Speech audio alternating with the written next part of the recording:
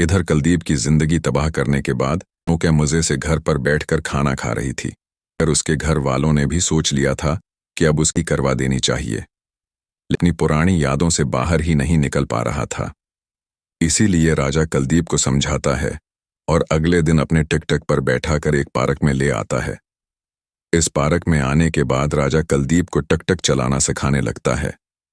कुछ ही समय में कुलदीप भी टकटक चलाना सीख जाता है। उसके बाद जब कुलदीप रात को दौड़ लगा रहा था, तब उसके मन में बस एक ही बात आ रही थी, जो इन चौहानों ने मेरे और मेरे परिवार के साथ किया है, इसका बदला मैं हर हाल में लूंगा।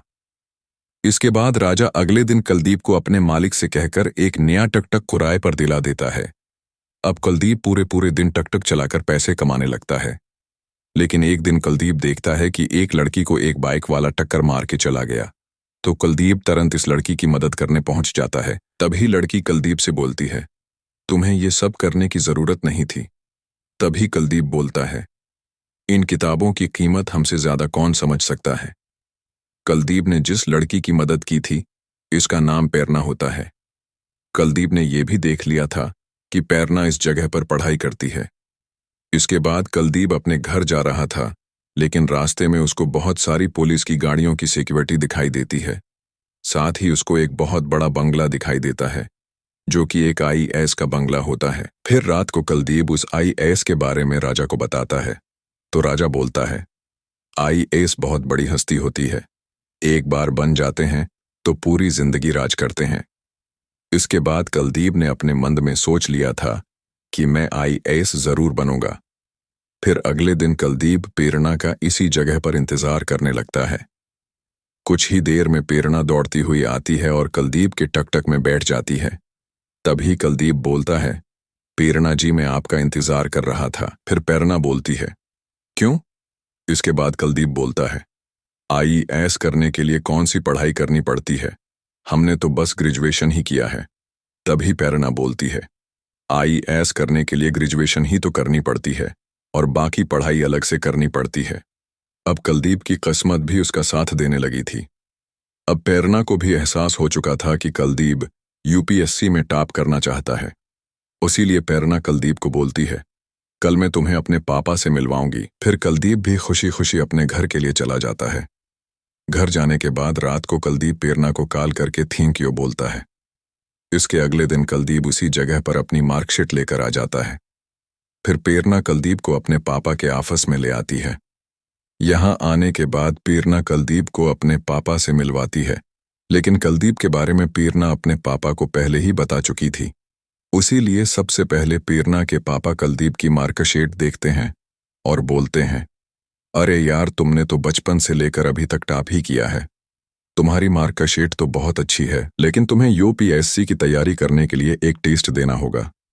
अगर तुम इसमें क्वालिफाई हो गए तो तुम्हारी यूपीएससी की तैयारी में कराऊंगा। इतना सुनकर कुलदीप बहुत ज्यादा खुश होता है और टेस्ट देने के लिए तैयार हो जाता है। फिर उसके अगले दिन कुलदीप अपनी पूरी मेहनत और दिल लगाकर टेस्ट देने लगता है। अब कुलदीप ने उस टेस्ट को करने में पूरी जी जान लगा दी थी और अंत में कुलदीप बहुत ही अच्छे नंबर से इस टेस्ट को पास कर लेता है। और अब बारी थी कुलदीप को मेंस क्लियर करने की। इसीलिए कुलदीप ने अपनी पढ़ाई दगनी कर दी। यहां तक कि कुलदीप ने प्रेरणा के साथ अपनी क्लास भी ज्वाइन कर ली थी। और सच्ची में कुलदीप के इस रास्ते पर प्रेरणा ने बहुत मदद की। उसके बाद कुलदीप ने अपनी पूरी मेहनत के साथ मेंस क्लियर करने का एग्जाम दिया। लेकिन अगले दिन प्रेरणा और कुलदीप जब रिजल्ट चेक करने गए तो कुलदीप ने टॉप रैंक से मेंस क्लियर कर लिया था। बट अफसोस, प्रेरणा फेल हो चुकी थी। लेकिन फिर भी प्रेरणा काफी खुश थी। इधर कुलदीप की मम्मी को पता चलता है कि कुलदीप पास हो गया, तो वो भी बहुत ज्यादा खुश होती है। साथ ही राजा भी कुलदीप को बधाई देता है। लेकिन कुलदीप के पिताजी की अभी तक मानसिक स्थिति ठीक नहीं हुई थी। उसके बाद कुलदीप वॉशरूम में आकर मुंह धोने लगता है। लेकिन तभी उसके कॉलेज वाले दोस्त का फोन आता है और बोलता है, अरे भाई, शानुका की शादी हो रही है। ये बात सुनकर कुलदीप की खुशी एकदम दुख में बदल जाती है।